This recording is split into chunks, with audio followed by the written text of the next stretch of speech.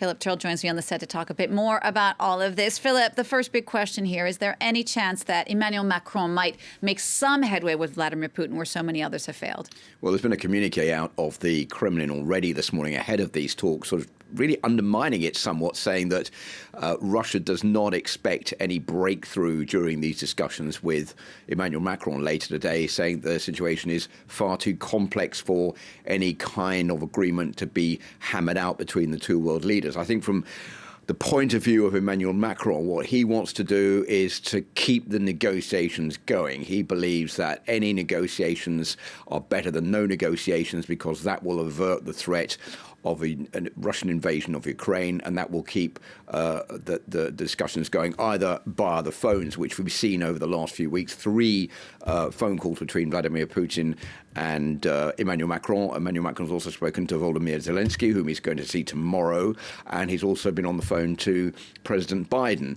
So I think there is determination on the part of Emmanuel Macron to keep these negotiations going, and also I think that he sees himself as the leader of the EU at the moment, buoyed by the fact that France is the current chair of the rotating EU presidency of the European Council. So that gives him more legitimacy as a negotiator. And it has to be said also that Europe has been quite absent from these discussions, which for the most part have taken place uniquely between Russia on one side and the United States on the other. When you look back at those discussions that took place between President Biden and President Putin in Geneva, there were no Europeans around the negotiating table. So I think Emmanuel Macron wants to make sure that Europe has a role to play in this.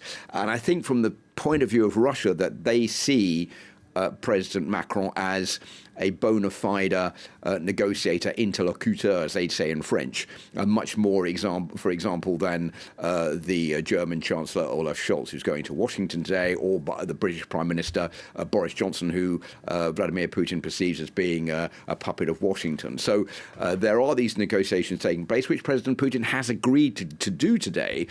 So we'll see how far President Macron is going to get, but I don't think we'll see a breakthrough after these talks. There will be a press conference later today, so we'll find out more then. Which is very tricky for President Macron, because we have to remind everyone that the presidential election is coming up in April. If he comes back empty-handed, it's not going to look great for the French. Well, there's 2 things. France is struggling with its foreign policy under Emmanuel Macron. First of all, with what has been going on in Mali, where we've now seen these Wagner group mercenaries arriving there, which are competing with France's role. France is being really criticised for what it's doing in Mali, and being told basically by the junta there to pull out. So that's not been a big success for Emmanuel Macron. There's also Emmanuel Macron's efforts in Lebanon have really not come to anything. So he's really trying hard to carve out a legitimate role on the world stage, and this could be one for him.